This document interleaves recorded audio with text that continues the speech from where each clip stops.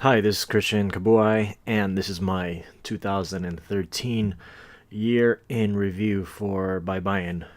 If this is your first time watching this, I think this is my third year. Yeah, started on 2011 when I would do yearly reviews about Baybayin as a community, not just Baybayin itself, but other scripts as well, like Kulitan, Surat Mangyan, etc., or any other things that have to do with the indigenous writings from the Philippines. So this is my 2013 review. So here are the top events in 2013.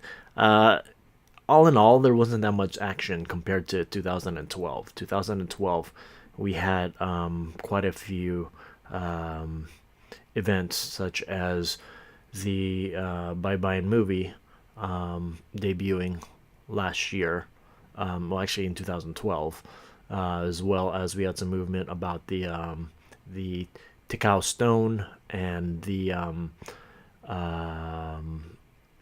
Baybayin bill as well. So the biggest news I think in 2013 was the inclusion of a permanent Baybayin gallery or exhibit at the National Museum. All the ancient and traditional scripts in the Philippines. So in there, they've collected, the usual suspects like the Laguna copper plate, as well as other samples from Palawan and Mindoro. So I haven't actually been there yet, but I'll probably be there in I'll see it in March hopefully, but more on that later.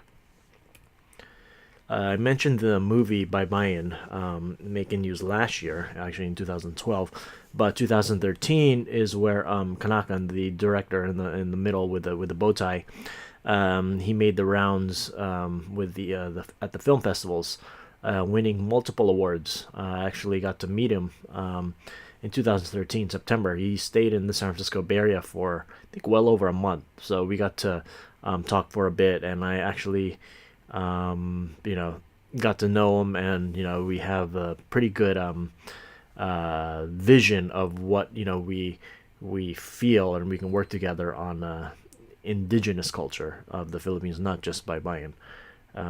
He did give us, us. When I say us, I say the Filipinos abroad in the diaspora. He did say that we are the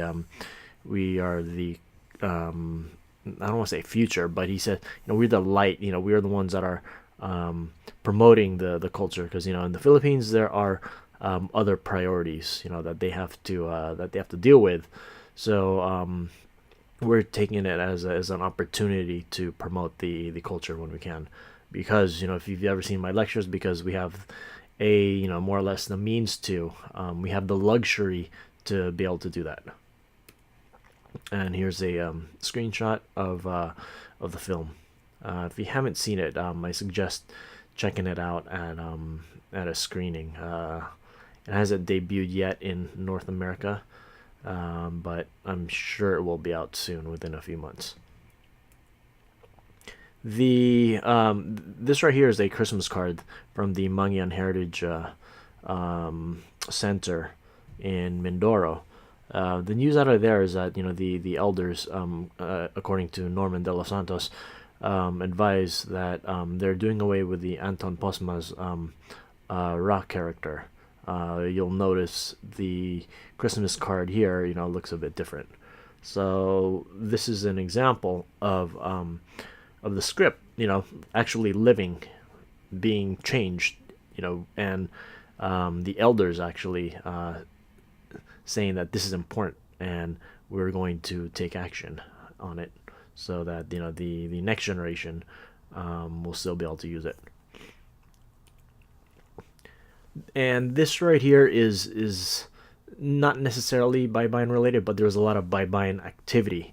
This was a conference that I went to in September, where actually I met Kanakan, and this is the 2013 International Babaylan Conference, where we did talk about indigenous items, such as myths. Baybayin, Lane was there talking about tribal tattoos, stories from Grace Nono, and it was just a couple days. It was a weekend, actually a Friday to Sunday, of just great learning about our indigenous souls, as they would say. So I suggest when the conference comes around, or actually if there's something that is similar to this in your area, because I think they're going to kind of branch out in different cities around the world, I highly attend you go. You can check out more information on the website right here, babaylan.net. And again, so I mentioned the Baybayin bill. So there's still some movement around it. Not that much news. I mean, still pending different drafts. You can check out the Baybayin Buhayin Facebook page, or contact Jay Anage for some of the latest info. But it seems like it is moving slow, but not much has happened yet. It'll be interesting to see what how they kind of address the issues. Just like the is this Baybayin bill going to be similar to how they're trying to make say Tagalog disguised as Filipino, the as the official language of the Philippines. So what will happen to the other writing systems if Baybayin is made the national script? And this is an issue that I think is important to the Baybayin community, because there's only a few of us that do artwork, and it's pretty disheartening when we see commercial use of our work, of our hard work. It's happened to myself a few times, as well as my colleagues, but this one right here was pretty the most blatant use, and without apology at all.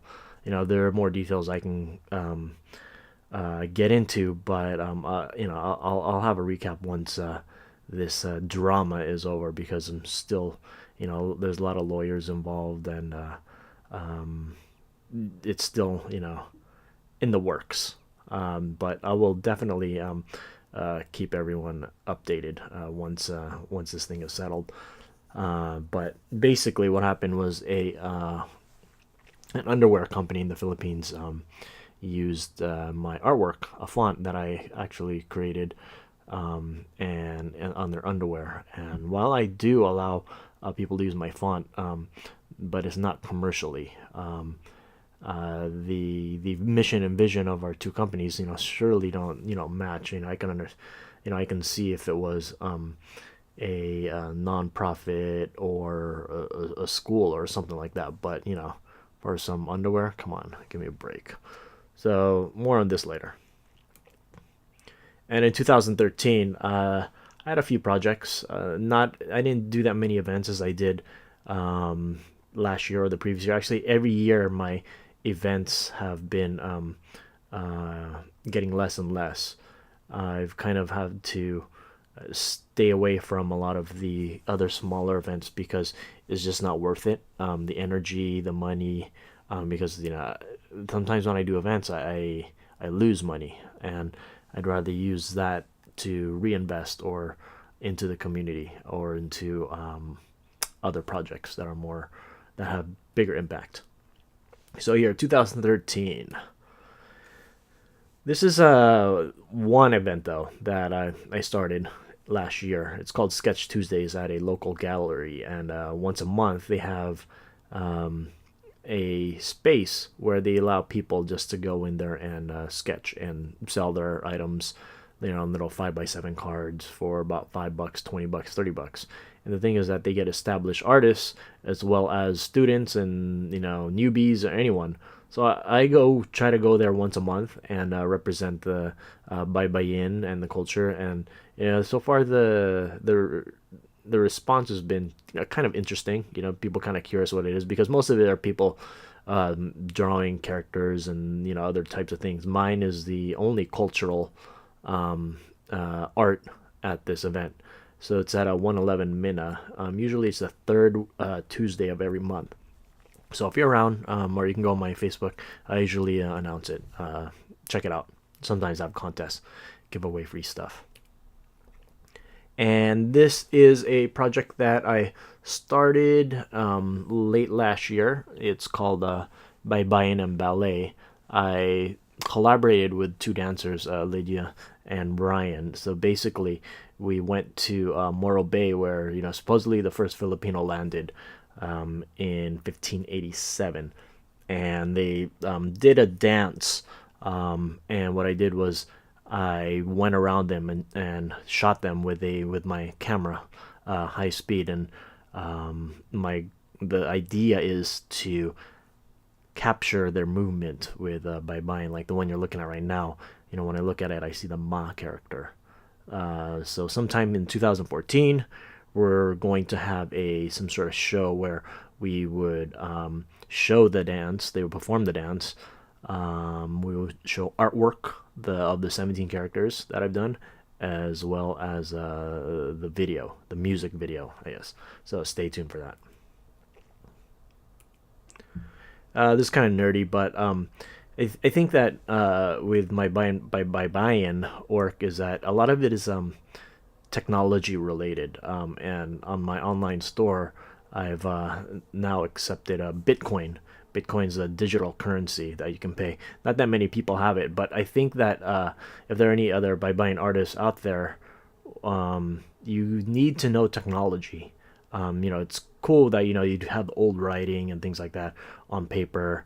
I met some practitioners that kind of swear off the internet, or I didn't upload it, or things like that. If you really want it to get out there, then you have to be on the internet. I mean, that's how people communicate now. But if you want to keep it to yourself and be low key and keep quiet and not have a lot of people in your business, then then don't upload anything. And but it's kind of hard if you're just offline trying to get recognition for your work or props, or trying to spread an idea, because right now online credibility is kind of what rules. And that's the perception. So if someone says, "Hey, my name is Bong Garcia," or whatever, right? And I'm, a buying expert, and then people are gonna Google you, and if nothing comes up, there, where is it? What is it? Sure, you may be known outside the circles, within, say, the academics or your circle of friends, but around the world, you should be online if you want to make an impact. But if you just want to stay local within your community, then that's fine. But I kind of like that people get out there, just like this guy from Calgary, I think goes by Pamana Designs. He started putting out there on Instagram, Facebook, which is good, because we need more artists that we can kind of collaborate with. So and being online, you got to know technology. So that is something that you have to learn. But speaking of that, I was just speaking about technology. One of the things I did in 2013 was I bought an old typewriter from the 1930s and started to incorporate my artwork with it. And it brought a different element. It kind of, the old writing, which is the Baybayin, but then also with the typewriter, which is an old technology. So this is something that I'll probably continue this year when I do a couple art shows. And this is probably, no, this is, I don't want to say probably, my biggest project of 2013. For about a month, for all of June, I went to Europe for a tour. I went to, let me see, I went to Paris. Where else did I go? After Paris, I went to Madrid, then to London, and then to Brussels for about a month. So I went to all four of those cities, and with conjunction with the local Philippine embassies, as well as a nonprofit group in the UK, Philippine Generations. So they helped me make arrangements in the UK. But after a month, I think I counted, I was on 7 planes and like 3 trains. It was a pretty good experience. I learned a lot. In Paris, I was there for a while, so I was able to walk around. I didn't really go to any art galleries, but I went to a gallery. So this is I'll show you the Paris event, the museum. But this is at the Paris Embassy where I did a lecture in front of Rizalistas. It was actually done on June on Jose Rizal's birthday. So they were there celebrating his birthday, and then I talked about Baybayin and Jose Rizal's involvement within Baybayin, and showed him some of these old things like coins and medals and the transcript to William Tell where Rizal wrote Baybayin. And this is the exhibit by the Eiffel Tower at the Brantley Museum, I think. This is probably the biggest Philippine exhibit I've seen, even including, or the nicest, even including, the Ayala Museum in Makati. What was interesting was, well, they didn't have any Baybayin, but as I was walking out, I was stopped by like somebody that worked at the museum, and she wanted to talk to me, so I'm Filipino, and what I thought about it and things like that. She saw my tattoo, and she asked about the tattoo, and then we had a pretty good conversation. So it was pretty interesting. This is a shot at the art show that I had in London. In London, the audience there was more about second generations from the 20s and 30s. So I was able to relate with them a lot. I mean, not just because they spoke English, but they were more or less around my age. They remind me of the Philams back here about in San Francisco about 10, 15 years ago, when we were kind of just starting our own thing, like events, searching for identity, businesses, stuff like that. So I'm real inspired by the group that's out there in London. I'll probably be back. And I also did a demo for them as well. And so what I did was I had an art show, a demo, as well as a lecture. This is the book launch. Last year, in October, I launched my second book, Sulat ng Kaluluwa, meaning Writing of the Soul. The premise of it was I had about 50 artists, not 50 artists, 50 people that wanted by buying artwork. And one side of the book was their story, a word, and then they gave me the story, why they wanted that word, what it meant to them. And then on the other side was my artwork of that word. And I had the book launch. It was really good. It was at the Philippine consulate here in San Francisco, and these are the folks over here. And here's a copy of the book on the inside. There's the cover. Also launched the book, or did a couple readings at the Filipino American International Book Festival held at the San Francisco Public Library. And of course, I had to launch another hat. This is a Baybayin snapback. Pretty much sold out. I think I have like 3 left, but these went really fast. Really nice. Should be coming out with another one soon. And one of the nicest shirts that I've ever created was a collaboration with After 11. This was for a fundraiser for the Yolanda typhoon victims. So what happened was they approached me. I've known them for a while. We've done a couple events together. They're not a Filipino company. They're actually a shirt a surf company that they make shirts. So they wanted something to represent the Philippines. One of the people that works for the company is Filipina. So what I did was I gave them a script of Lakas. And I mentioned Europe. I was there for a month. I was really inspired by the folks out there, and I think that that's kind of the next frontier. I think this is probably gonna be something bigger. I think.